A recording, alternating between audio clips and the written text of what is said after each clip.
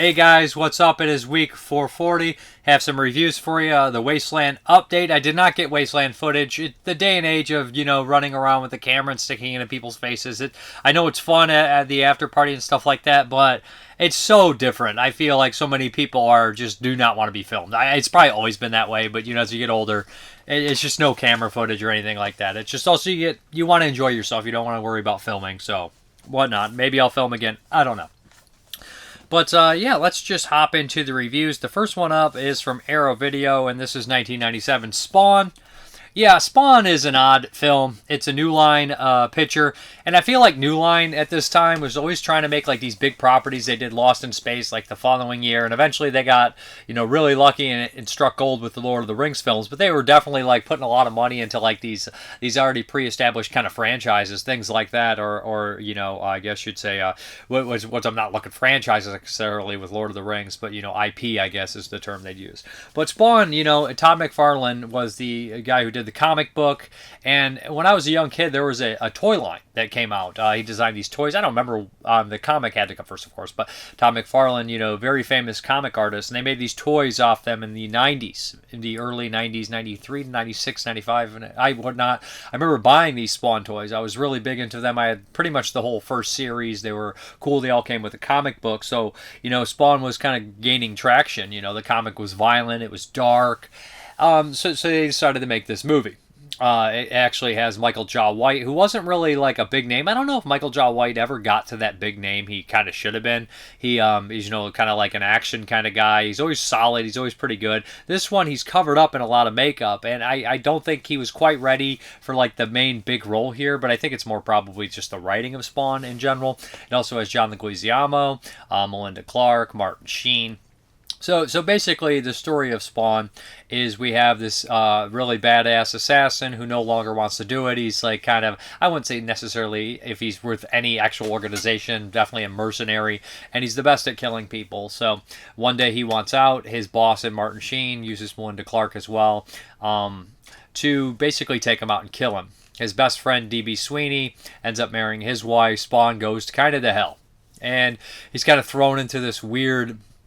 It fast forwards and we're thrown into like this kind of, I don't want to say post-apocalyptic time, but definitely a weird kind of timeline that is a lot of poor people. It seems like there's a bigger, divide in money and everything. And there's kind of like he's thrown into the streets with a little bit of knowledge of who he is. And he's being followed around by a clown played by John Leguizamo, who's doing the whole role kind of on his knees. It's actually a great performance. He's definitely the strongest point in the movie. John Leguizamo is an actor that's full of energy. He's not one of my all-time favorites or anything like that, but I really can't ever think of a horrible job. He's never really done a bad job, and I always thought he's solid in Land of the Dead and a million other movies. I mean, this role's probably closest to his role in The Pest, which is an absolutely ridiculous movie.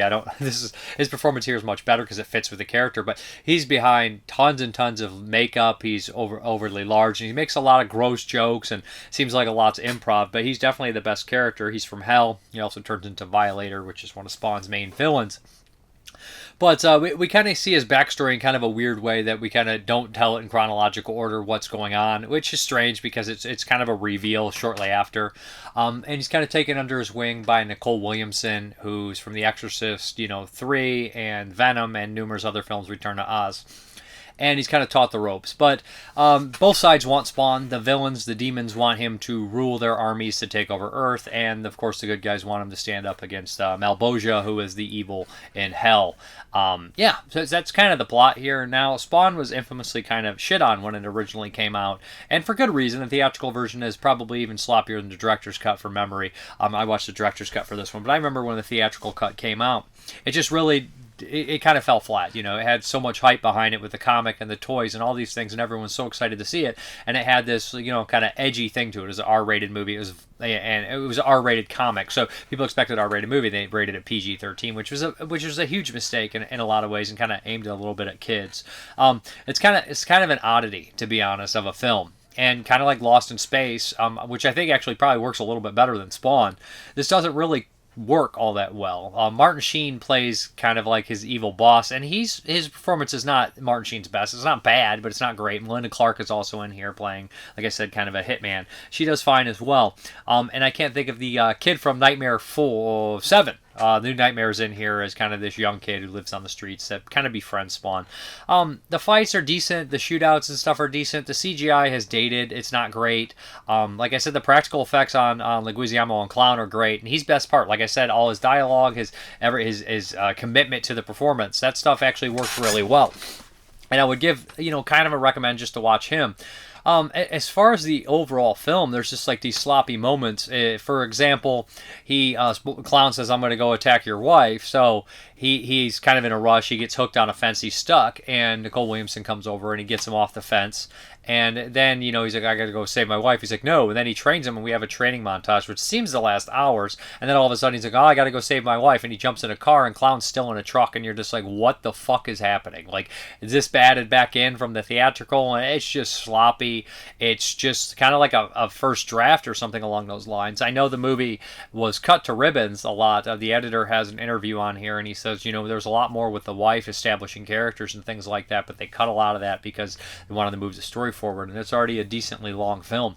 I think the makeup on Spawn's decent. I think, when you think Spawn, you're like, oh, cool, they're making a Spawn movie. This should be awesome. When you see Michael Jai White as the star, you're like, this is going to be great. He's very good at what he does. But then the end result is not necessarily everything that you would hope for. It's not an unwatchable movie. It's not the worst film ever. And I think that some people will have a lot of nostalgia for it. I don't hate it. Rewatching this, I went up a little bit on probably where I was previously, but I haven't seen the movie since it came out. And I remember being royally disappointed, probably enough to stop collecting a toy line as a kid. How kids are. I was 12 by then, so it was time. I was kind of getting out of a lot of action figures around 10 to 12 is kind of the cutoff.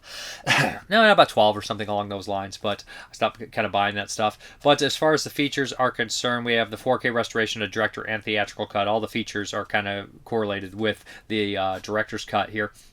But we have surround sound 5.1, we have Dolby Vision, HDR compatible, and we have subtitles, of course, brand new commentary by comic book expert and podcast host Dave Baxter, audio commentary with Todd McFarlane, Mark AJ Dippy, and that's the director, Clint Goldman, and Steve Williams, 98. Hell's Perfect Son, a brand new interview with actor Michael Jai White. He tells a great story about being possibly cast as Jax, and he's very excited. They told him, no, you're going to be Spawn. He's like, what? And that's a nice story there.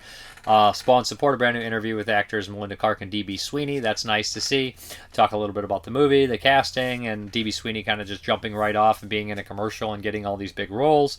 The Devil's in the Details, brand new interview with animatronics, creature, and special makeups, effects artist Howard Berger and Greg Nicotero. Forget that K&B is on here. They do a great job with the practical effects, and they're practical. There's a lot of CGI in here, too, and they talk about it kind of coming in and mixing it a little bit and stuff like that. And some of the stuff they couldn't do, they're like, well, Spawn's cape, we can't do this. This needs to be some sort of CGI and stuff like that. Devil's Music, brand new interview with music supervisor Happy Walters. He talks about picking up the songs, what he grabbed, the bands, and all that kind of stuff like that, how the tracks hold up. Order Out of Chaos, a brand new interview with editor Michael how do you say that? That's Kneue.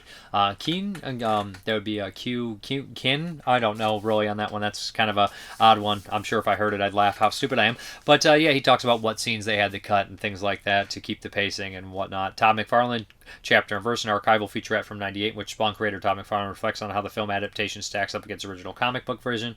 The Making of Spawn archival behind-the-scenes featurette preview, Todd McFarlane Spawn, the animated movie, theatrical trailer screen, 2 storyboard comparisons, original Todd McFarlane sketches, Spawn's concept and sketch gallery. Then we have the theatrical with, the subtitles in 5.1 and Dolby Vision. Now, the one thing is the villains have an idea, which is somewhat muddled, is there's sort of germ warfare and selling nuclear arms underground and stuff like that, which is always a scary thing, which is exactly what villains probably would do, almost in like a James Bond world or something along those lines, or Swordfish or something like that. But, overall, Spawn is an okay movie. It's kind of a nice glimpse at looking at what superhero movies were in the 90s. I mean, in the early 90s, you had stuff like Darkman, which I think is great, but it's not based on an actual character. It's kind of a mixture of Phantom of the Opera and the Shadow and Spider-Man, kind of all that kind of stuff mixed in there, Invisible Man, whatnot. So it has like all these little elements of other characters, and that's a really strong one. But in the 90s, you also, you even had those failed Fantastic Four and the Albert Pune Captain America. You had odd stuff. When we get to the late 90s, before Blade came out, it was even weirder, So Spawn was early on, and it suffered before they found kind of the the way to make these things right, or the way to do this, and it has some odd charm to it, and I think a lot of people enjoy it. And again, I have to mention how good John Leguizamo is as Clown, and how cool his design is. And honestly, Violator was always a cool looking character. I just wish that he was a little bit more practical, because the practical stuff they use is fantastic. Malboja is all CGI. He looks like a CGI mess. He's a disaster. But Spawn, worth looking into if you're a big fan of the original. It has tons of new features on there, which are just as interesting as the movie, actually. But yeah, 2-disc set here. Yeah, good stuff, if it's your thing. Okay, we're going to start another box set here, and this is from Eureka Films, and this is Furious Swords and Fantastic Warriors, the heroic cinema of Chang-Chi. And Chang-Chi is pretty much Shaw Brothers' most prolific director. He's done so many movies, and I probably see more Chang-Chi movies than any other director from Shaw Brothers. But, you know, he has a lot of, you know, I guess you'd say a precursor to heroic bloodshed, a lot of violence and stuff like that. A lot of guys in his movies, a lot of, you know, more focused on the male kind of characters in here. But we're going to start with the first disc here. This is 10 films, so we'll probably do it in more like 5 weeks. But the first movie we're going to talk about is Men from the Monastery, or is it Men from Monastery? I'm double checking. Men from the Monastery. Sometimes these titles don't translate well, or they're a little odd, so I want to make sure I got that right. And yeah, this one has a nice little cast in there, some familiar faces. The number one face for me, of course, is going to be Alexander Fusheng, who I've grown quite fond of, you know, going through all these movies, and with this tragic end, dying in, you know, his late 20s in a car accident. Yeah, but this one follows a story. It's kind of standard in a lot of ways until the kind of epic climax of the film, and then I think we step a little bit outside the box, fit more with the Chang-Chi world into the craziness. But we have a group doing a ceremony, and they feel like they're the rightful, you know, heirs of this kind of ceremony. And we have some outsiders that are kind of partaking from I can't remember exactly, are they Manchus in this one? But you know, they have that big racial kind of turmoil against a lot of these places and a lot of different clans and schools and stuff like that, getting the Shaolin kind of stuff like that. So what happens is during the ceremony, they kind of are interrupted by the other group, and they are clearly villains, and at least portrayed as villains in this one, and they start making demands that they get to perform as well. So when one of the people does perform, the other ones mock them. Somebody ends up dead, and they realize pretty quickly that the law is not on their side. So this starts kind of a feud and a battle between them, where they have numerous fights, and it's pretty standard. Good action, good characters. The lead from Boxer from Shang Tuang is in this as well. He's great. He's in a million of these movies, and man, isn't he? Man, I always get mixed up on who the leads are all in these movies, but he's an actor who's in a slew of these movies. He's great in this one, and if I'm not mistaken, is he or Tai Lung in the really dark, crazy one by Troy Yun, where it's just basically like a hunting down mission, and they all get picked off. That one's really awesome. I'm forgetting the name of them all, but so this one, like I said, standard fights, pretty good action until the climax, and this is when I kind of jumped out of my seat. At first, I was like, this is very talky, very kind of back and forth. Well, you can't do this. This guy had this, all that kind of stuff, which can be sometimes the downside of some Shaw Brother movies. It does happen there when we get into like a lot of, especially kind of like the big historical epics. There'll be a lot of, you know, I guess, you know, bureaucratic stuff, which can be boring at times, although they make up for it certainly with the action and characters. So the end here, we have the two clans kind of meeting. And when they start fighting, it gets incredibly violent and bloody. Guts getting kind of pulled out and stuff like that. But instead of your standard just shot very normal or edited normal, it goes black and white, and we kind of do this hyper focus, which kind of reminded me very much so of like a Sam Peckinpah Wild Bunch style thing, or even like Taxi Driver, where they kind of dilute the color because they're worried about, you know, the kind of violence getting them an X rating. And I think that's more in line, according to the special features, why they did that here.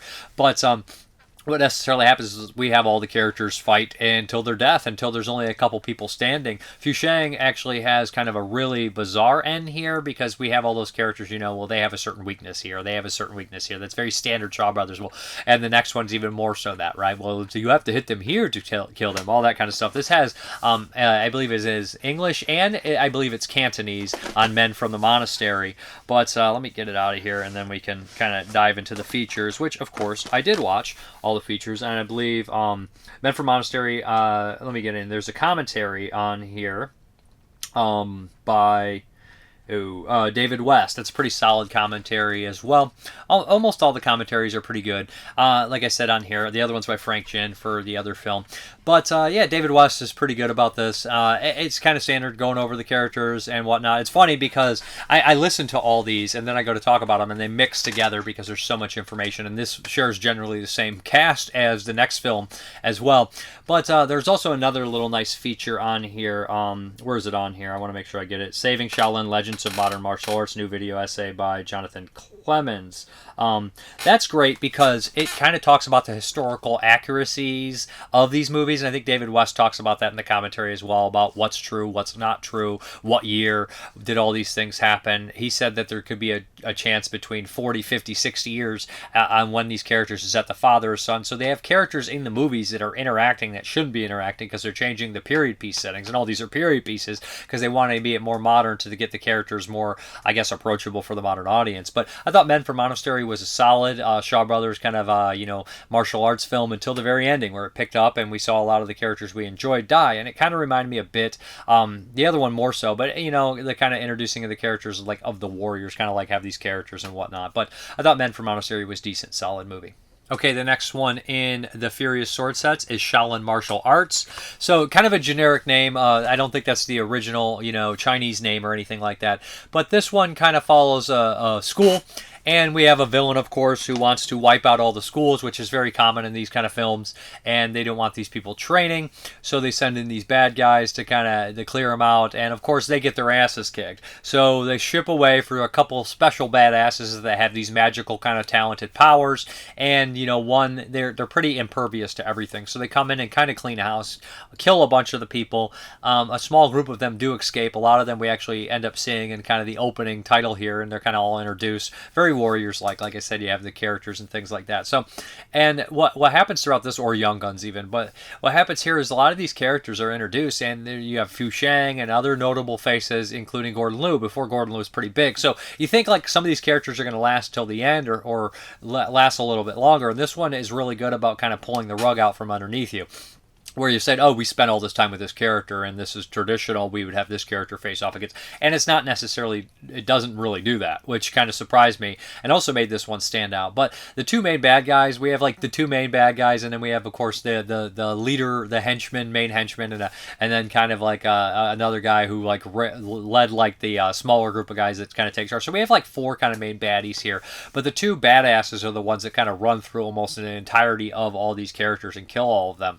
But there's one scene where we have this big chunk of the film where we have a training montage. And this one almost runs 2 hours. And it's like we have a big training montage. Okay, we're going to standard. We have the fight. We have this big training montage. And then we're going to go settle the score. But no, that necessarily doesn't happen. We actually do a double training montage with even more masters that have even more kind of things like that and details. And the old masters don't actually know exactly, and they give them bad advice. So we do a double training montage. Like literally, this is not accurate. So we go and do it again.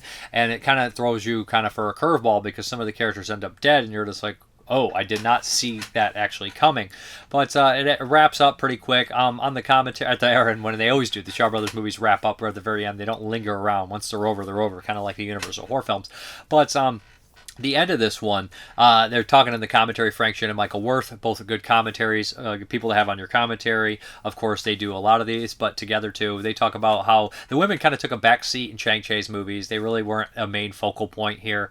They either were, just kind of nice girls, or either kind of evil and kind of like slime balls, and just took a back seat here. But yeah, there's these two kind of women that are kind of in love with our lead characters here, kind of focusing on them. Alexander Fu Shang's in here, like I said, Gordon Liu, a slew of other notable faces, and I could have swore, like, this is just me like getting old, that Melvin Wong was one of the bad guys, but he is absolutely not. He just has the Melvin Wong classic mustache. I think just my head was playing tricks on me and I was mixing up two of the actors. But yeah, overall I think this one is solid, decent, good commentary on here.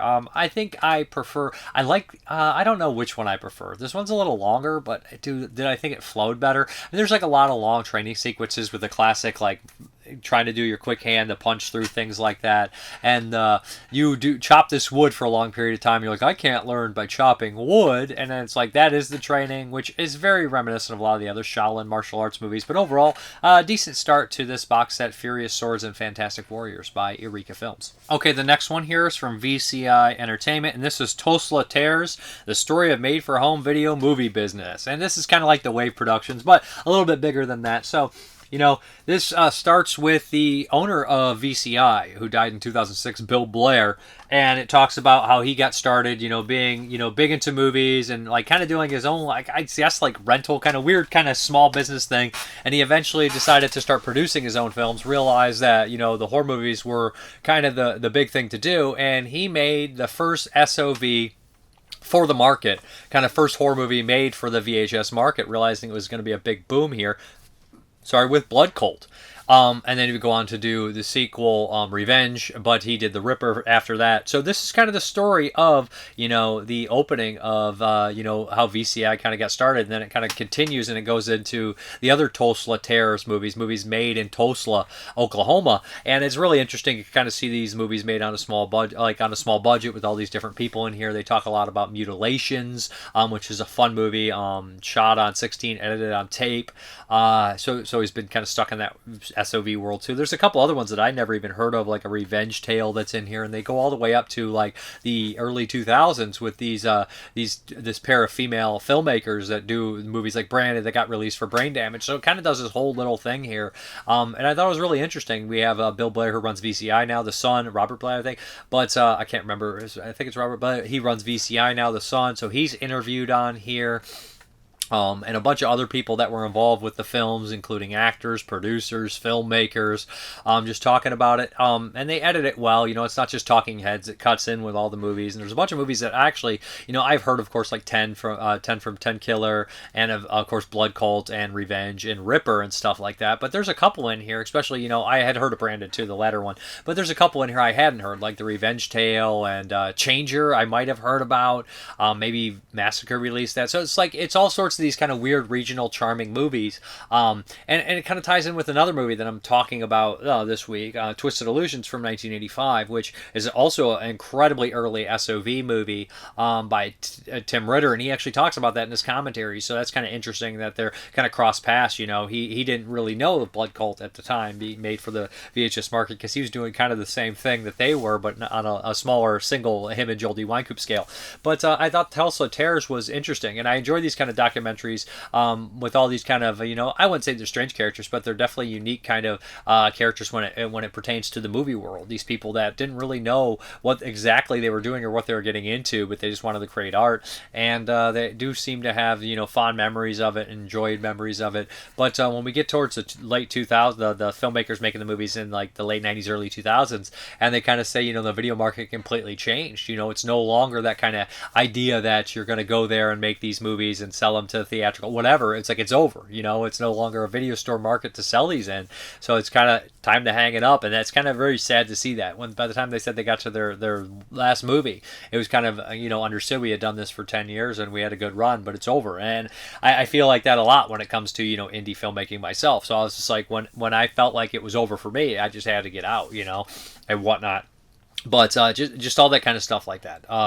But it's an interesting doc if you're interested in those kind of films or low-budget SOV movies. I know that Sledgehammer came out first in Boarding House, but there's all sorts of different things like that, and just interesting things. I love regional horror. I like seeing their starts and how much money they made from them and what their budgets was, and we go through all that kind of stuff and the reception and the money they made. So it's interesting. A different time. Blood Cult itself is kind of almost a semi-remake of Blood Feast, along with Blood Diner and Bloodsucking Pharaohs in Pittsburgh and Mardi Gras Massacre. It's just a weird movie to constantly kind of slightly lift from or basically remake. But yeah, it's a and it had a remake of its own, Blood Feast. But yeah, this one's interesting, enjoyable. As far as the features are concerned, we just have a couple like bonus interviews: Rewinding Terror, VCI and Dawn of the Home Video, VCI behind the scenes photo gallery, interview with Bill Blair and Christopher Lewis on Blood Cult, interview with Robert Blair on Terror at 10 Killer. Some of these are made directly for it, some are archival. But yeah, we got little Tom Savini action on the back there, of course, from The Ripper.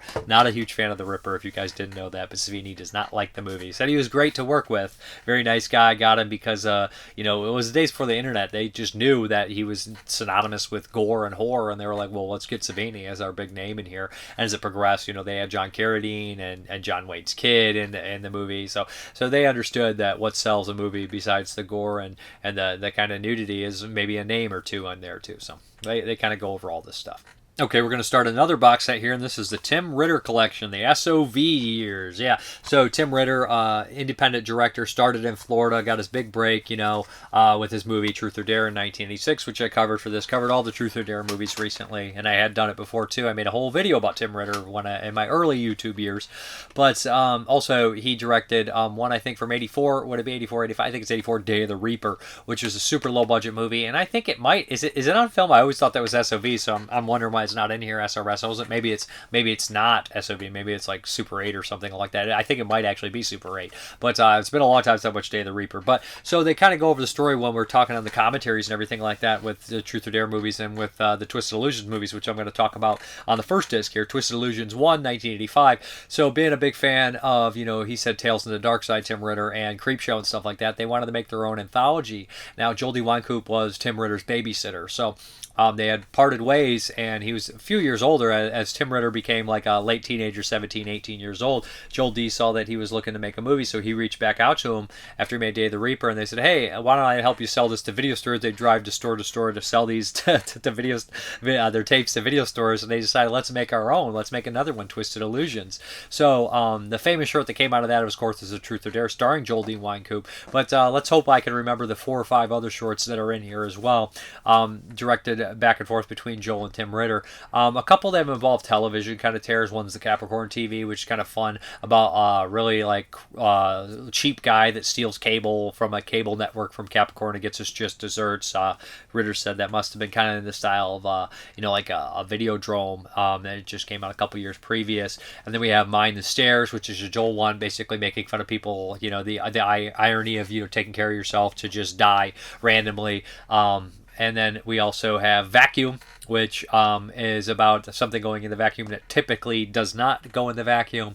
And then we have a story about kind of the VHS one here that predates like The Ring and Video Dead, where something comes out of the VHS tape, if you will. Also, Scream Time, that happens at the very end of Scream Time from 83, which is another anthology. So it's not exactly the most new idea, but it is kind of a fun little concept idea of something coming out of the analog to kill you. And that's kind of what we have here, finding this mystery VCR and it being haunted, mystery objects being haunted. So, and then again with the Truth or Dare short, which started everything, the character of Mike Strawber, which spawned 5 sequels and spin-offs and all sorts of things like that, unofficial sequels. So, I mean, Truth or Dare has a legacy of its own. So, overall, Twisted Illusions is not horrible. It's a completely low budget movie, right?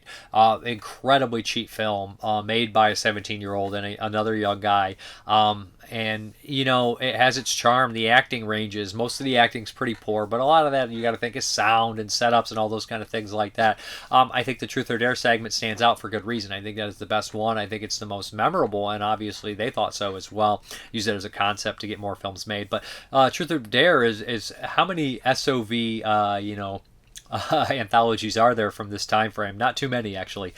They do mention in the commentary there being Southern Shockers, and Matt Hill is on the commentary with Tim Ritter, the new one. And I do remember seeing Southern Shockers probably around the same time, 83, 84, 85, but not in a video store. I mean, like just seeing the case when I'm looking through movies online and things like that. It's like going through the retro years and seeing every possible movie, and I think I probably have a rib of it, but mentions it now doesn't have an English-friendly thing like that. So like it's kind of a rarity and things like that to have a SOV anthology film. But overall, I think Twisted Illusions is definitely worth looking into to see kind of Joel D. Wynkoop, the actor and director, and work with Tim Ritter for the first time with that, and they go on to make tons of movies together, including Truth or Dare, which is, kind of a cult classic, honestly. But Twisted Illusions is shaky, it's messy, has a lot of, issues with sound and acting and things like that. But overall, I think it's more so about the concepts, and I think that Ritter and Joel D. Wynkoop have fun concepts. And that's one thing that they always stand out with. You know, they decide to go full go and always have interesting ideas in their movies. As far as the features are concerned, I want to make sure I read them on here. We have the original 1985 VHS release, includes the Truth or Dare segment, new upscaled transfer. So, new commentary, original cut with Tim Ritter and Horst Scholar, Matt Hill. New interview with Jodie Winecoop on Twisted Illusions. I think that's about 35 minutes long, and he has a great memory about remembering these kind of things. New interview with Tim Ritter on Twisted Illusions, also directed by Susanna.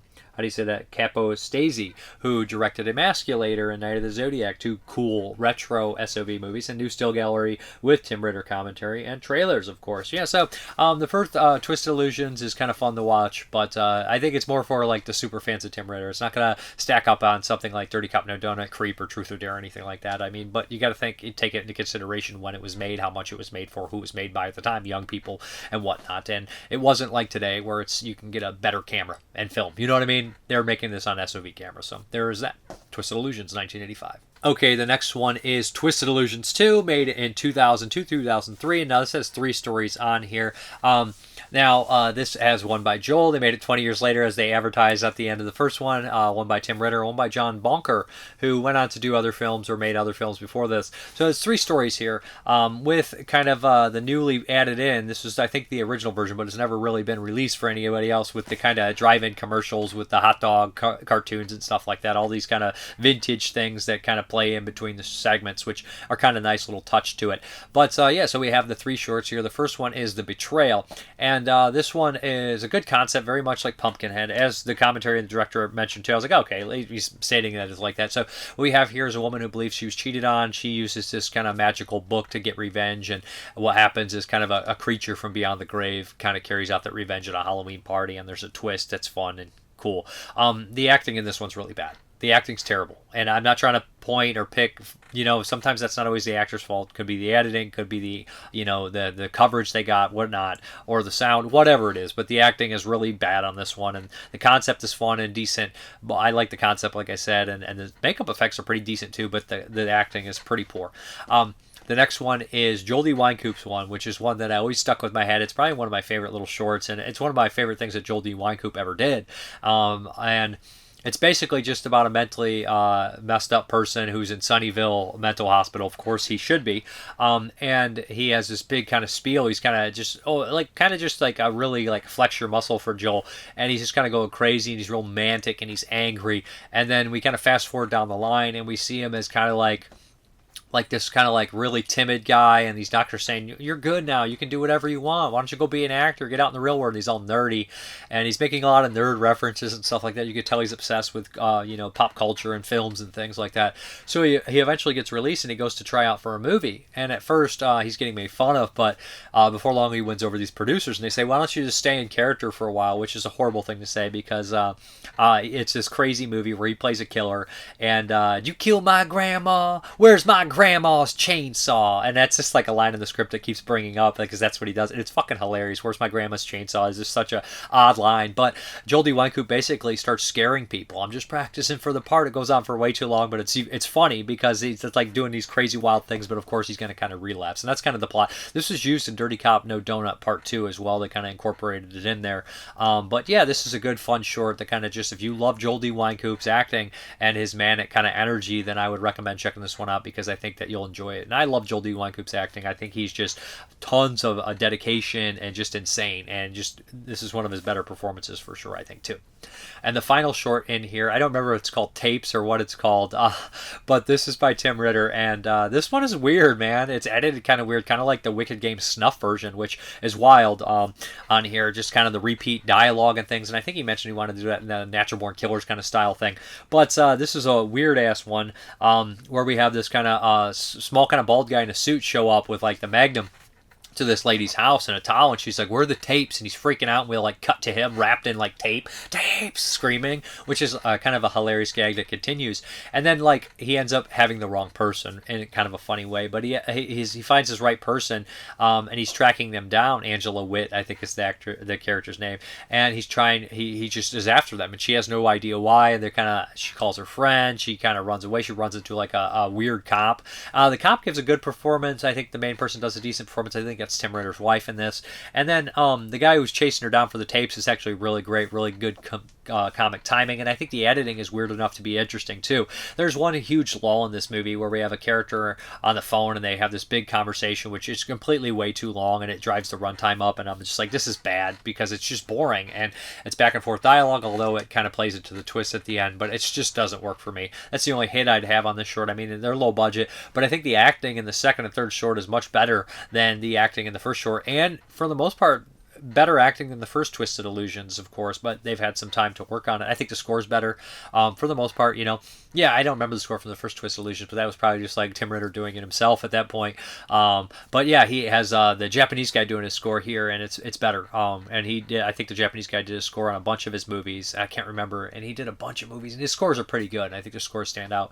But as far as the special features on Twisted Illusions Part 2, we have original 2004 on-release cut with drive-in ads, new upscale transfer, new commentary directors John Bonker, Joe Sherlock, who's the DP, Joel D. Wynkoop, Kathy Wynkoop, and we also have Tim Ritter on there. New stills and publicity gallery. Bigfoot Lives is very short, 2000, like 5 minutes. Shot with Twisted Illusion 2, for Ron Bonk's Red Files, and trailers. So if you're a big Tim Ritter fan, this is a nice start to the set. Also included on here is what is number disc 3, disc 2. Or disc 3 is Dirty Cop No Donut 1 and 2. And then we also have Creep on disc 2. And disc 4 is Reconciled Through Christ. And then we have a disc with plus extra bonus roundup materials. So very cool. We have 2 Super 8 shorts. I'll get to all this. Next week we're going to tackle probably Creep, which I'm looking forward to rewatching. I haven't seen it in forever, but I remember it being one of Joel D. Wynkoop's best performances, and pretty infamous movie on VHS. I remember having the old VHS. I wonder if I still have my Creep VHS somewhere. All right, we're going to talk a little bit about Night of the Living Dead 1990. Of course, the remake of the infamous 1968 George A. Romero movie, remade by Tom Savini in 1990, like I just said. But yeah, Savini was, his premier special effects artist on Dawn of the Dead, Day of the Dead, Creep Show. Worked as an actor numerous times as well, and he directed some Tales from the Dark Side episodes for Romero. Romero liked what he saw and decided to go with Savini directing this. Now, this steelbook was a little hard to find. I'm lucky I got one, of course. I'm happy I got one, but this is the release of the uncensored version. Originally, when it came out, Columbia distributed it, and the MPAA wanted to cut a lot of the head blasts in the back, that the squib shots that they have in like Day of the Dead. They didn't like those, so they cut a lot of that. And basically, Savini was really upset with this movie. He said he was going through a hard time in the commentary at the time, a divorce. So it's very stressful to go through this. But yeah, finally seeing the uncensored version, I mean, it's not all that much different from the version that we did get, which is one of my absolute favorite movies, believe it or not. I know a lot of people dog on it because it's a remake, but I love the original 68 version, but I love the 1990 version. I don't know if I like it just as much. It's different, but it's different in great ways, and it's close enough too, that I love it. I don't know how to explain that.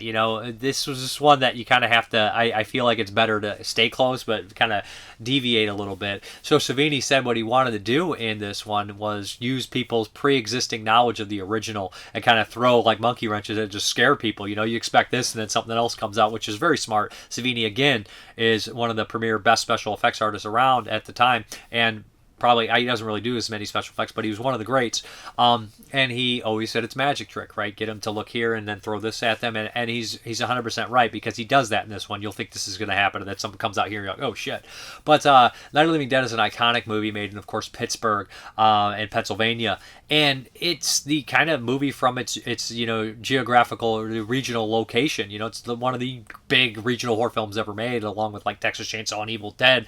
It's just those 3 lightning in a bottle movies that are just like super iconic from America, and it of course spawned all the sequels and kind of made zombies for what they are. So to remake this is pretty nuts. Of course, they never did get it copyright written in 1968, so guys like Romero and Russ Streiner and John Russo, the creators of it, got screwed on the money. So they thought this is kind of a way to take it back and kind of show some ownership and maybe get the copyright. It doesn't necessarily work like that, but yeah. So the cast is fantastic. Now the story is basically simple. It's 7 people get trapped in a farmhouse against, recently dead people are returning to life and trying to eat the living, and they have to fend for themselves. It turns into a siege film.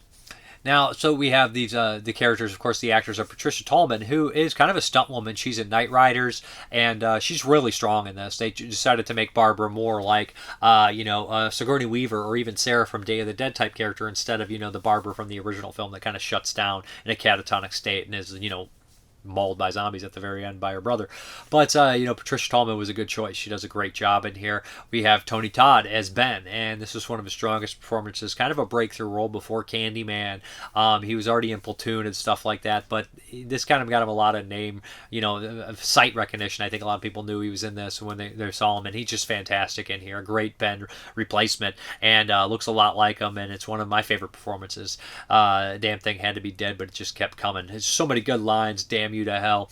And then we have Tom Tolles, who's one of my personal favorite actors. Ever seen Henry? He just plays the perfect serial killer buffoon. And this one he plays Cooper, which couldn't have been cast better. You bunch of lame brains, you bunch of yo-yos. He's so ridiculous. Such an asshole. William Butler is in here too, who popped up in, Ghoulies 2, Friday the 13th, Part 7, Leatherface, Texas Chainsaw 3. He's also a director and writer for Full Moon later on. So he has a nice little role in here as, Tom. And I think he does well. The other actors and actresses, their names don't come to me. They're not known to me as well as the other ones, but I think they all do a fantastic job. I think it's fantastically well acted. Chili Bill pops back up in here from the original. Russ Streiner has a little cameo. And of course, Bill Moseley plays Johnny in the very beginning in a great performance, kind of updating it. But the thing is about this movie is it's technically great. It's well thought out. Just the kind of stuff you hear them say while listening to the commentary. Well, we couldn't do that because this. Savini is an intelligent guy. He might even nitpick his own movie more than somebody else would looking at it, as you kind of should. These things are wrong or what this. But I'm not saying there's anything wrong, but he'll we wanted to do this for that and that for this, and we wanted to make sure this wasn't there because people would think this.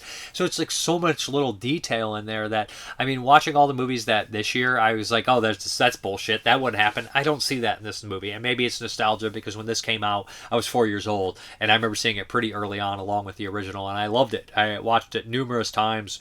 And in the very beginning of the film, it has that broad daylight, and that was supposed to be if they wanted it to be overcast, but I always loved how it looked broad daylight in the beginning and sunny, and the zombies attack. It just makes this eerie quality about it, which you'd rarely see. And I think that just makes it horror and daylight adds a sense of realism to it, right? You're no longer in a movie, man. You're just walking down the street and something bad happens.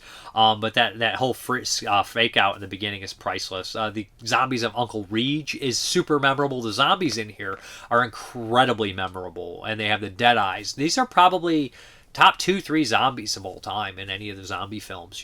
They just look scary. They said the special effects guys actually went to a morgue and looked at the bodies, and they said, they paint them blue or gray or green in a movie, but really they have this off flesh color, and it's really disgusting. And they talk about that in the special features. This movie looks fantastic in 4K, and the uncensored version is really cool to see. Starts off in black and white, has the squib shots all added back in, and that's really kind of the main change. There's only 12 seconds, 13 seconds in runtime change, but it's all gore. And we have some sound changes as well, that he points out in the commentary. And it has the original version too, so you can't really complain. It has both in there, which I find absolutely fantastic, to be honest. Overall, this is a favorite movie of mine, if you can't tell. I think that the score is great, too. The score is unique. It's by the same guy that did Midnight. Midnight score from 1982, which is a really bizarre John Russo film. Makes sense. Pittsburgh kind of talent.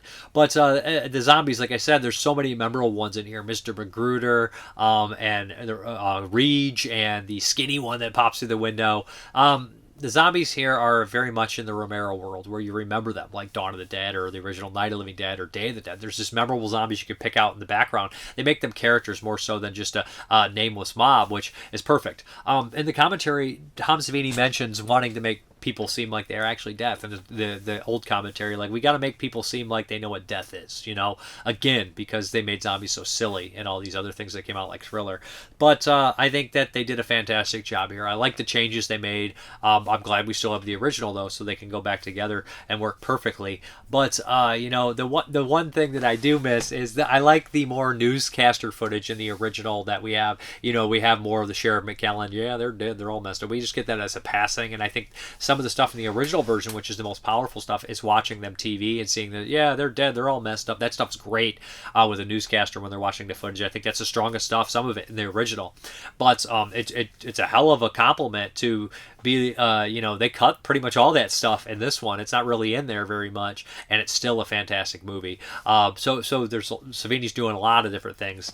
You also get like kind of an elongated version of the end of the original, where you kind of have the hillbillies going out shooting, and the line in Dawn of the Dead when the chopper flies off, he's like, these rednecks are probably enjoying this whole thing, and you kind of get a little bit more of that. You have a couple regulars, characters that are always in Pittsburgh movies. They pop up in the majorettes, and there are a couple hillbillies out there. Are you kidding? Those guys, they're in here. But no, I love this movie. I think the zombies look fantastic. I think the music's fantastic. I like the transitions. I like the cleverness. I like the cast. I have no complaints about Night of the Living Dead 1990. Hearing what I'd heard this stuff before, but Savini has his, what he's saying on the commentary, what he originally wanted the ending to be, and that's a shame we didn't get to see that. That would have been very cool. But what we got. The original version was still good, and the uncensored version now that we have is even better. I do probably like the original, starting in color, but it's not a big... And the changes that are made to this don't really bother me in one way or the other. I like the added, the squib shots, but like just that scene in black and white or this being louder, it doesn't bother me. Like when you look at the Nightbreed director's cut or something like that, where they added the footage in, and everybody's like, well, it's complete now, it's better. It's like, yes, it would have been maybe better if it was done in that way back then, but I can see the weird cuts, and it just doesn't work. It's not really edited properly, if that makes sense, because it seems like they were still missing shit like sound and music. They just couldn't do it properly at the time, so the director's cut of Nightbreed always sat funny with me, another 1990 movie, but this one doesn't. Like, it's like wherever the elements were, whoever painstakingly, Savini probably sat in there, they did a great job with it. There's a bunch of features on here, and I make sure I get them because I listened and watched all of them. We have theatrical and uncensored version, archival commentary with director. We have a new commentary for the uncensored version with director Tom Savini, moderated by Michael Felcher, who worked on all the features. Felcher does Red Shirt Pictures. Felcher's great at this kind of stuff. He has shorthand with Savini. They seem to know each other. He knows a lot of those guys from Pittsburgh area. Good commentary, good stuff on here. And then we have, of course, Dead Walk, making a featurette. That's archival. Savini's Night with the director. Savini's Night with director Tom Savini. I think there's a new interview with Savini, which is also very good. Being Barbara with actress Patricia Tallman, also new. Good stuff. Oh Brother with actor Bill Moseley. Return of the Living Dead and special effects supervisors John Volerick and Everett Burrell. I don't know how to say Return of the Living Dead on there. That's kind of weird. I think they might mean Night of the Living Dead. That's a bit strange. But maybe they worked on that as well. I think...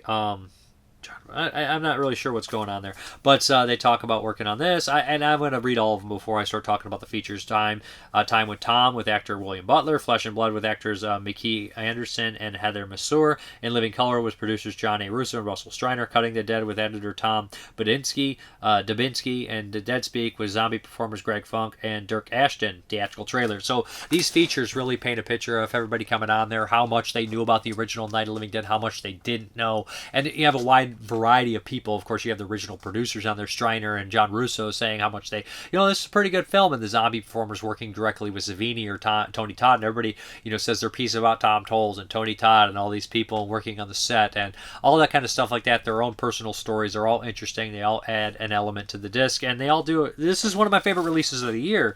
This is one of my favorite movies, so I was like, wow, I'm so glad this is getting some fucking recognition, because when people talk best remakes ever, I think everybody's too embarrassed to say that they think the Night of the Living Dead remake is great, because they're like, remaking a classic, and I think that's what happened, at the time, is people were like, the fucking remake of Night of the Living Dead, it's a classic, but sometimes they're great, and I don't mind if a remake's going to be done, especially by the people that were involved with the original. And like they all say in the special features, it's a shame that Savini didn't direct 20, 30 movies, because I could have taken a whole world of these. I could have taken 5 or 6 Night of the Living Dead sequels just to this one, or maybe they just remade Dawn right after with the same kind of core group of people making it and whatnot, keeping that same kind of tone similar to this Night of the Living Dead and the original Dawn of the Dead. I think it could have been great, although anything I can get more from the Romero Zombieverse that's good, I will take, because those are my favorite movies. And it's kind of like everything starts for me with the Romero Dead films, and the stuff that branches up, those are all my favorite movies. Even the stuff that branches off, it all starts with Night of the Living Dead for me. So that's like everybody has their movie that you hold it up to, the one that started it all. And I like Dawn and Day better than Night, but Night is the beginning of it all. The branch off and make the sequels and the remakes and stuff like that, and the zombies in general is my favorite subgenre. But yeah, it's just an iconic movie, and I think the remake's getting some appreciation. It's a great looking disc too, with Dolby Atmos, 7.1 sound mix, good explosions, good effects. And it's back gorier than it was, and I know a lot of people are disappointed that it's not super gory, but also a bizarre score. Like I said, I like the score, and I think it's good, and I love that some of the stuff they do, and the irony of everything, right? Like Ben and Cooper are screaming and fighting, and this is the original as well, but Cooper's right. Go in the basement, you would have been all right. But also Barbara's right. It's just a tragedy, but it's great stuff. And the Romero script. Romero wrote this script as well, and I like the updated Barbara. I mean, it had to be. You can't do Barbara the same way you did her in the '68 version. It just can't be done like that anymore. And the progression of the lead female characters in Romero's world, right? It went from Barbara to Fran to Sarah. They get stronger, they get tougher, and whatnot. And the zombies get smarter. From Heinzman to let's say the gun zombie or Roger or Steven. Steven probably the smartest zombie in Dawn, and then eventually to Bub. So it's like it's just fun watching that trajectory in these movies from the different characters and whatnot. And it almost seems like the heroic types get more passive as they go on too, right? From Ben to Peter to John, eventually to Big Daddy's just a zombie at that point. But yeah. So well, I would say, it would be Simon Riley's character, but he's not passive. But that first three trajectory. But yeah. Anyways, great series, great movie. I love this. Love this remake. Check it out. If you hated it at one point, give yourself a maybe it'll come to streaming. You watch the uncensored version, or just rewatch the regular version. Just do yourself a favor. And also, it's not like that tinted weird color version that came out. It's not like the Umbrella import that you have to import in. So it's finally a great release stateside and UK as well for this one. Great stuff. Night of the Living Dead, 1990. Okay, next one up is going to be Halloween. VHS Halloween. That's right. We're getting like a VHS movie every year, and I kind of dig it because not all of them are great. Thing about anthologies is I'm a big fan of them, if you cannot tell. But the VHS movies come out every year, and I don't love every short, and I think they're getting like progressively more fun or whatnot. My least favorites are 3 and 1. And I think that 3 is pretty infamously hated, but 1 only has one great short for me, and I love 2. And then as they progress, they would have like 1 or 2 or 3 shorts I liked. And by this time, I don't really dislike any of the shorts. Some of them are weaker than the others, but so VHS Halloween. Here we go. This is put on a Shudder, of course, and the wraparound is a bizarre one. Kind of reminds me of Return of the Living Dead with this kind of soda. They're testing people out, and they kind of just like do crazy shit. Don't want to spoil it, but it's weird. Reminds me of the Return of the Living Dead 3 kind of stuff, where they're testing the military product. Let's see if I can remember all 4 of the shorts in here. The first one up is called Coochie Coo, and this is kind of about these girls that are too old to trick or treat, but they decide to go dressed as babies and go trick or treating. They end up going into this weird house where it has a lot of nasty baby shit going on and grown man babies, and it's a weird gross monster at the end. This one's pretty decent, pretty creepy, goes on a little too long. Don't love it, but decent, good. Not great. The next one, I don't remember what order they exactly go in, but this one is by Paco Plaza, and this one is it's not my least favorite. I would put the second and third one as my least favorite. There's 5 in here. And not that they're bad, but this one follows a story of kind of a character being interviewed by police, and he has like a video camera, and they're kind of watching the camera where he goes to this place, and they don't understand why this crime scene looks the way it does. They're like, there's no way this guy could have done it. We don't understand how this happens. So he's going back and showing the cops the crime scene. It seems to be some sort of crazy-ass possession, and it involves eyeballs, and it's really nasty, and there's a really good reveal with the eyeballs. So overall, this one's decent, solid, good director, and I like how they kind of cut between the two different kind of timelines, of course, with the found footage kind of angle in that aspect, right, where you're old footage to new footage, and it kind of is recreating the situation again. The next one here is called Fun Size, and this is the most silly, ridiculous short of them all, and it again follows a group of kind of douchey, too old to be trick-or-treating trick-or-treaters, and they end up kind of finding this place with really weird candy. They're supposed to take one, but somebody doesn't take one after he eats what appears to be a dick kind of chocolate bar, and they're sucked into this weird portal where there's kind of this weird guy, kind of character with this giant head and this little helper, and they're being turned into fucking candy. That's all I'm going to leave it as. It's weird, it's bizarre, almost a little too stupid, but some people might really like it. And the next one is, I think, Kid Print or something like that, and this is by far the best.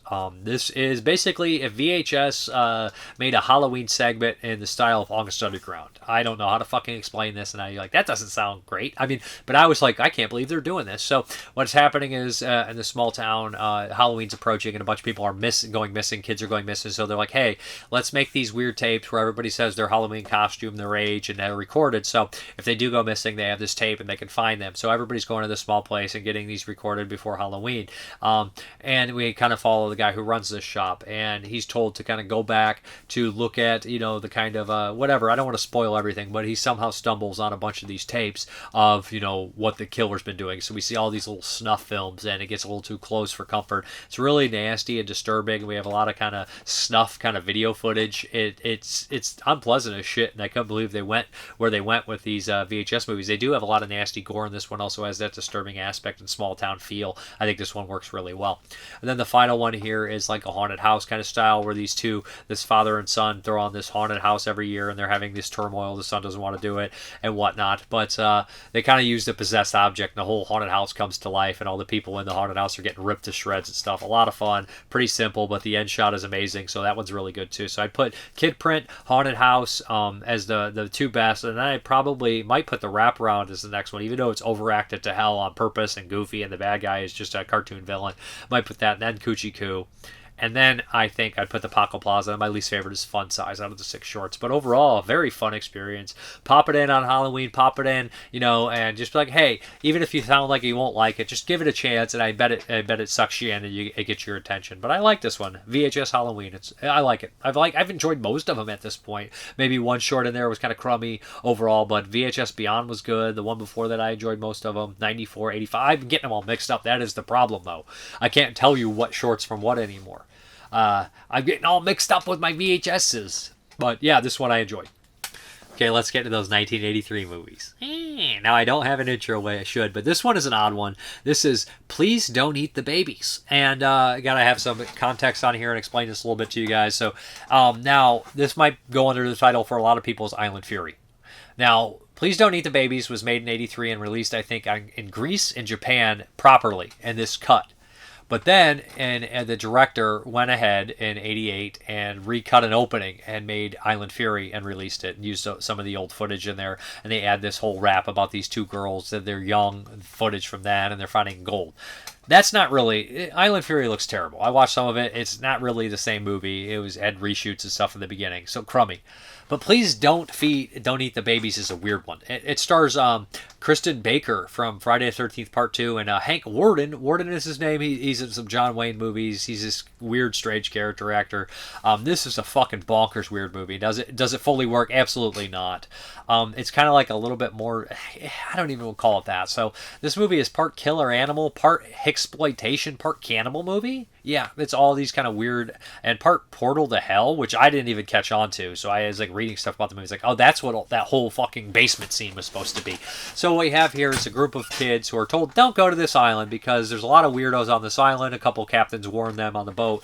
But hey, they're kids. They're stupid. They're going to go to the fucking island. In the beginning, we realized that this old man that runs the island, that lives on the island, is an asshole. He has a wife. He has a couple kids. He's no good. So he basically shoots a gun to have these rocks fall into the water by these fishermen. And what happens is it kind of shakes this hole in the ground, and he knows he's doing it, like he does it all the time, apparently. And these giant underwater cockroaches come out and eat these guys. I was like, what the fuck is this? Is this like Island Claws or something from 80? And so we established that there's giant underwater cockroaches, and sometimes they use real cockroaches, close-ups, and whatnot. But it's not really, they're not in it very much. So I was like, okay, we're going to get some killer cockroaches. I was into it. And then we have these kids show up, and there's a young boy that's on the island with Hank Warden's like his grandson, and he introduces him to the family, and you're like, oh, what the hell's going on? And of course, the family is somewhat cannibals. They kidnap these people. They do a whole bunch of gaslighting to them where they don't know where this person is, and there's a lot of that bullshit.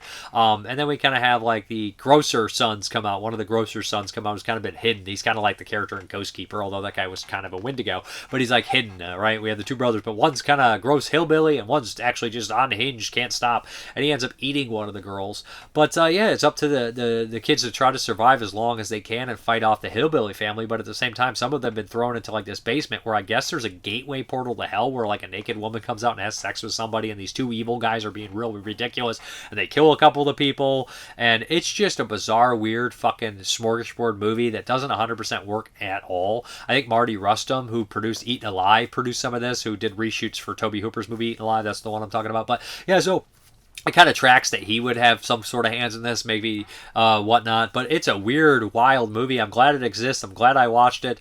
This has the embedded subtitles. I think they're Japanese or Greek. I can't remember which version I watched. But yeah, this is weird that there's two different versions, and most people have not seen this version here. But I would recommend, please don't eat the babies, just for a sheer weird oddity or curio. Skip Island Fury, because that's pretty crummy. It reminds me of like something that Godfrey Ho would do, right? It's like, oh, I reshot all these scenes for my movie and cut this one to ribbons, and it still doesn't make any fucking sense.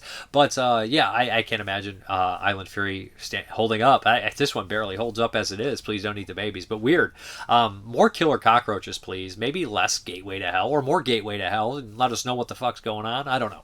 Okay, the next one here is Cannibal Mercenary. Now, I had heard about this movie for years. I had a bootleg, and the Cannibal Mercenary title, and I honestly, this is from Thailand, I honestly thought it was going to be something like, you know, The Witch with the Flying Head, or, you know, Wolf Devil Woman, which are movies that people like because they're so fucking weird, or Kung Fu Rascals, and I just can never connect with. I'm like, they're fun to watch once, but they're just too fucking odd. And the fact is, they never get like a plot. I can't follow anything. Like, and I don't mind that. Sometimes I can get behind it. But if it's just crazy scene after crazy scene with no story that I can attach to, I lose interest. So I was like, Cannibal Mercenary sounds like it's going to be something like that. But this is 100% not that. It's kind of like a non-exploitation in the line of like The Last Hunter, but it's kind of the plot of Apocalypse Now, to be brutally honest. But this is a fucking crazy movie. It's an exploitation cannibal war film, and yeah, and at first it's more of just a non-exploitation movie. It's dubbed poorly in English. There's multiple versions of this floating around. I've seen the hour and 22 minute version. I've seen an hour and 41 minute version, which is the one I watched. I don't know if there's a hybrid or not, but I was talking to Bruce a little bit, and he was mentioning maybe 2-3 different cuts of this thing, so maybe 3 possible cuts. And I watched the cut that was about 101 minutes. It's listed as 144. But yeah, so this looked like it was jumping between 2 different versions. The one version I was watching, it would be kind of more gritty and dark, and then it would turn super bright yellow, kind of faded out at times. And this is not a great print of it, but this one I watched is dubbed in English, and it does have the moments where it's so poorly choice of dubbed, which I think a lot of people will enjoy. But I'm watching the performances in their eyes and the way what they're saying, and like, oh, this could probably be a really strong performance in here if it wasn't dubbed with very stupid fucking dialogue and ridiculous dialogue that doesn't translate. But we have here is this guy whose daughter has polio, and she's got to get to a good hospital or she's going to die. A rich guy kind of says, hey, listen, I need you to assassinate this guy here in this jungle, meet with this woman, and you'll have to assassinate this guy, but you have to kind of go on a suicide mission. He goes with his old gang of guys. I guess he knows them. There's like 5 other soldiers, so they're basically going on a fucking suicide mission, killing a bunch of people, going through the jungle, and of course they're getting picked off here and there. They meet this woman who ends up being kind of like a spy, so we have this element here, and there's like this weird scene where this guy tells his backstory. He's like, yeah, I ended up killing this woman who was cheating on me. It's just fucked up. You're like, what the fuck are you doing, buddy? The guys are fighting with each other, and it just gets insane until the very end, where we actually run into a group of cannibals, and there's a couple of the most brutal deaths in a line of like Cannibal Holocaust or Cannibal Ferox, right, where somebody's like staked in the head and their brains are eaten. I was like, what the fuck is happening? Eyes gouged out. And by the end of this, I was like, what in the world is this? And I saw a Letterboxd review that said it's like a heroic bloodshed movie meets Cannibal Holocaust, and I'm like, kinda, yeah, but it reminds me of like a lot of The Last Hunter by Antonio Margheriti, with, you know, like, of course that's a ripoff of what's that one's a ripoff of Apocalypse Now. Is that one's a ripoff of The Deer Hunter? So like this one's like a ripoff of The Apocalypse Now. But man, I can't believe I enjoyed this so much, and the ending is dark as fuck, and it actually seems like it's trying to do a serious attempt at, kind of the horrors of war on a person, and lots of explosions and lots of crazy shit. And I don't want to spoil absolutely everything, but the bad guys are cool. It ends really fucked up and dark, and I thought Cannibal Mercenary was fucking awesome. If you can get past, like, the dubbing parts, it's nasty. There's some nasty shit too. He pissed on me, Sergeant, and I'm just like, what the fuck? There's parts where you'll laugh out loud, but I would like to see this in its original language, Thai language, and see if the cheesiness is as bad. I'm sure it's still there to a certain extent, but there's a lot of explosions and a lot of violence and a lot of exploitation, just mean spiritedness, but at the same time, like, unhinged goofiness on accident. But Cannibal Mercenary, which I was talking to Bruce Holchek about the movie, and he said, which probably isn't even the real title that was kind of given to it, like, by other people, right? Like, it was probably just The Mercenary, and then it became Cannibal Mercenary because it was a tape trading thing. So, like, I would really like to, do some research or see a real release of this. I don't know if these elements even exist. It sure as fuck didn't look like anything existed for this one. That's just my guess in general. But real weird movie from 1983, and if it would have ever tried to get released in UK in the earlier, it would have hit that video nasty list guaranteed.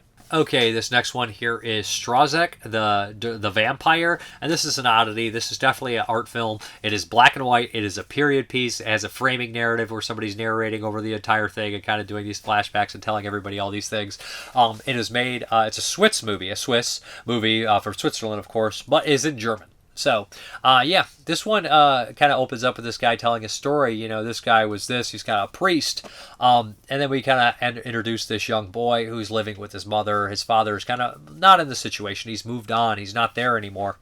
And he's living there, and he has a friend in this girl who lives next door, and that's pretty much the only person he interacts with. He's a strange boy. He doesn't leave the house, and his mother dies suddenly. She tells him, never, your father might come back here to take you with him. Do not go with him, whatever you do. And this kind of haunts the boy and plagues the boy. Now, it's definitely like this kind of mental anguish, psychological damage that this kid has that he's had from that situation, or possibly maybe there's something a little bit more going on. It is called Strasek, the Vampire, so you have to assume he's a vampire, but it's more, I think, a mental kind of style here of a loner and isolated human being.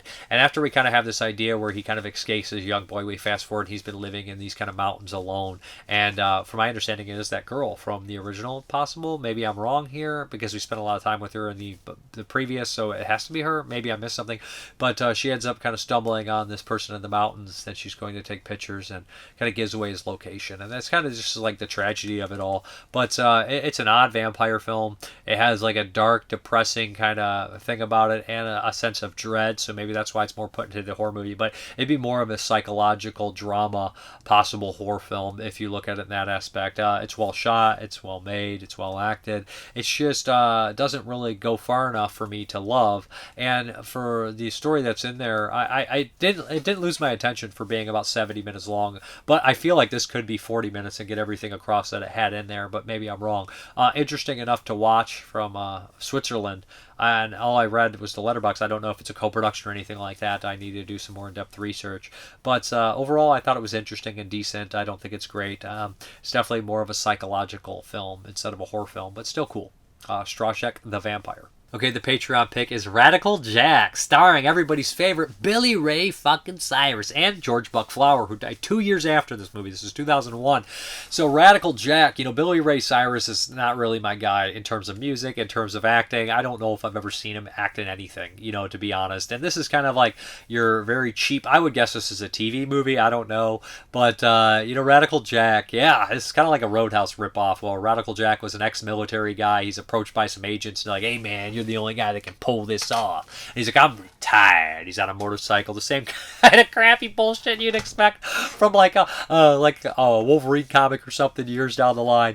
And of course, Radical Jack doesn't want to do the job, but they kind of pin him into it. He's at a tragedy. He lost his wife and daughter. Very sad. He was double-crossed.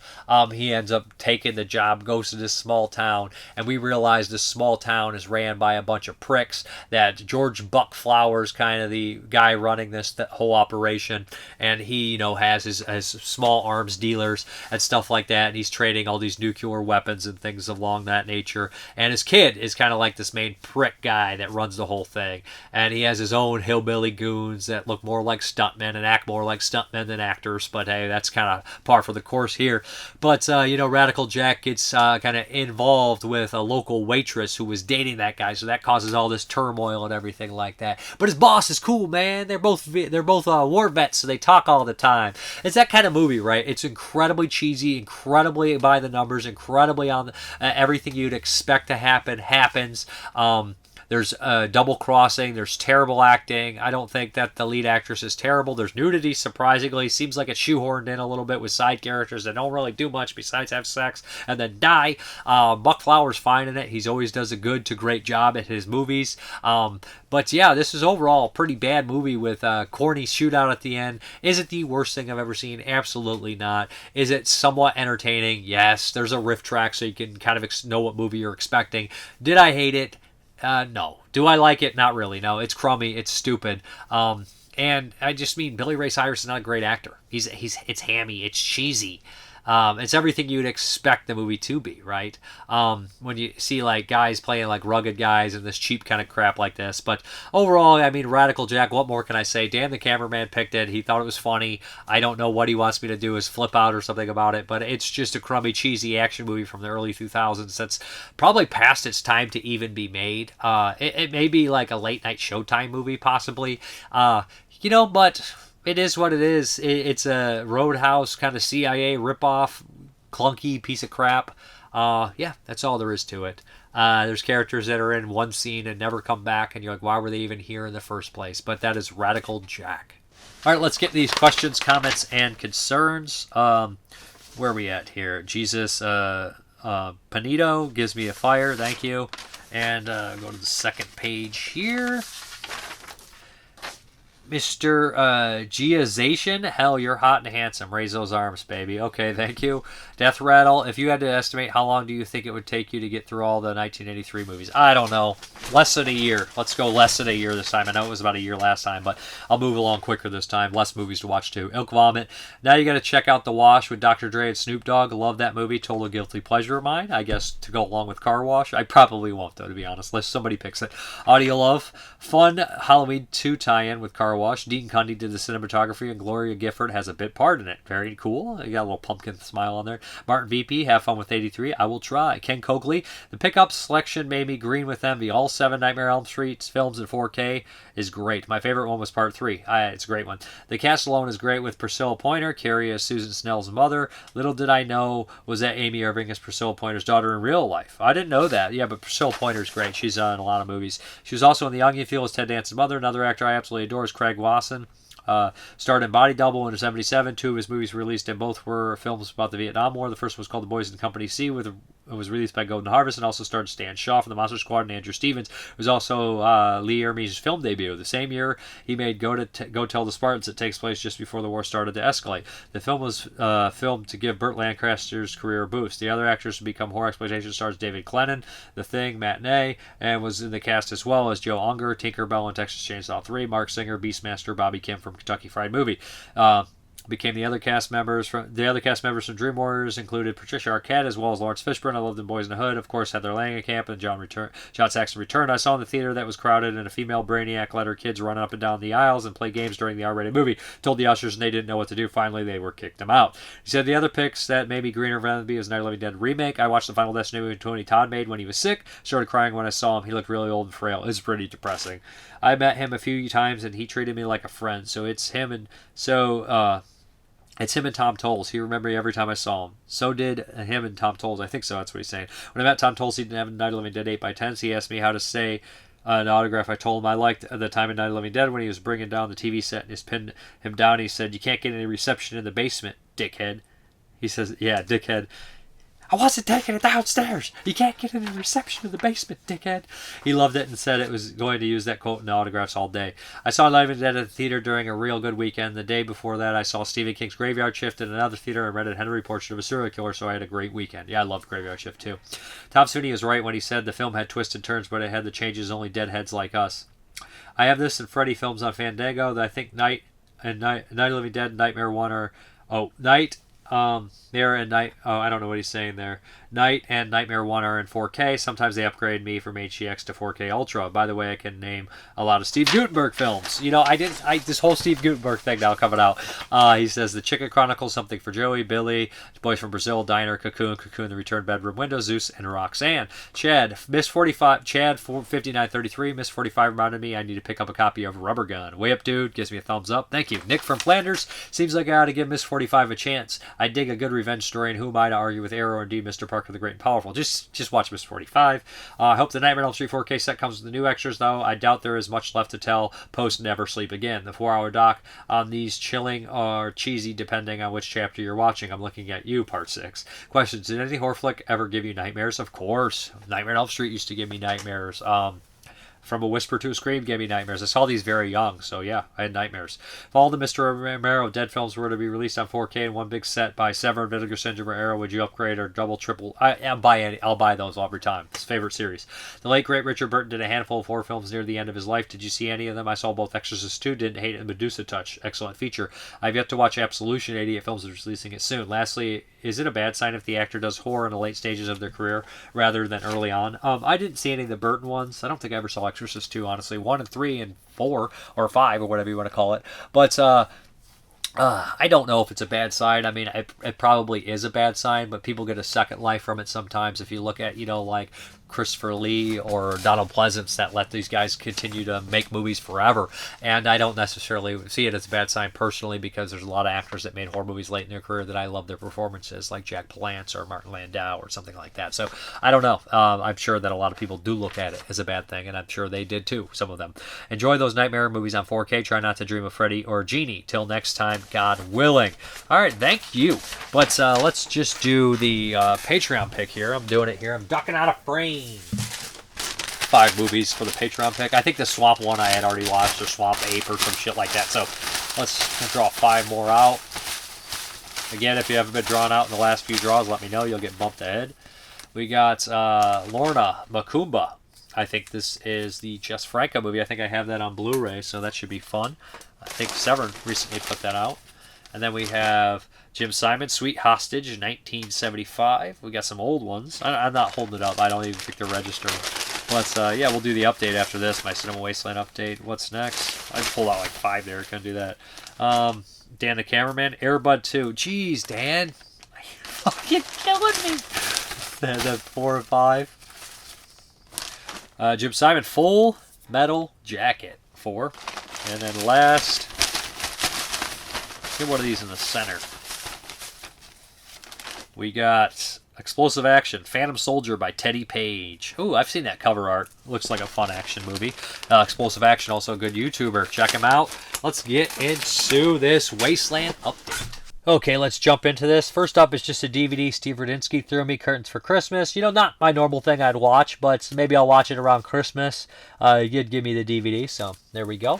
Now we're going to get into the horror flicks. Here's one that I actually got in the mail, not from Wasteland. This is, 3 The Hardway, Jim Brown, Fred Williamson, Jim Kelly. Very cool. Blaxploitation flick, of course. Yeah, let's get into the more stuff. Why am I saying let's get into the 4Ks? There's they're all mixed in, so I'm just stupid. But we got Ilsa from Diabolic Table, She Wolf of the SS. Is this crazy that this is in 4K? How cool is it that we're getting this, man? We didn't even get a Blu-ray. Straight to 4K. Ilsa, very cool. Then we have Terrifying Girls High School, Women's Violent Classroom. Pinky violence kind of stuff. Then we have some TerrorVision here. The Children of Violent Rome. I've heard of this. Never actually did see it. But, yeah. Italian movie, of course. Looks pretty crazy. It's probably pretty disturbing, honestly. Then we have Welcome to Hell. This one I actually bought in one of their, budget set things. They have these, you don't know what you're going to get, but I already had 2 of them, so I gave them away, so I ended up just getting this one. But that's fine. It was cool to see. It's like you take a gamble. We have Devil's Sword, Indonesian horror film, I think from 84, if I'm not mistaken. Mondo had the DVD out, which I have, but I guess this isn't sealed. That sucks. Oh, it's not sealed because we have a replacement disc in here. So that's cool. Understood. Understandable. Didn't know. Must be maybe something wrong with the disc originally, but it's cool. Then we have Arbor Day, which is a lost a slasher film from the 90s. I never heard of Arbor Day until they put it out, so very cool. Fucking stupid title, but that's kind of the point, I guess, right? What year is this? 1990, so very cool. Dancer Day, which is not necessarily a horror film from my understanding, and I don't remember if I've ever seen this one, but looks fun and silly. That's my TerrorVision haul. We got some more stuff here. Then we got the Stephen Chow collection. Good price on that. 4 movies here. We got Lookout Officer, Justice, My Foot, The Mad Monk, and Out of the Dark. So, very cool. That's a Shout Factory. Then we got the big boys here. We got Bloody Legend, the complete Cliff, was that Twemlow collection? I don't know the guy necessarily, but I know Grievously Body Harm, GBH, and it's a movie that I've always wanted to see, and I think it's 83, so I'm really excited. We got this whole box set, 11 feature films on 9 Blu-rays. Very, very cool. I love when Severn does these giant sets like this.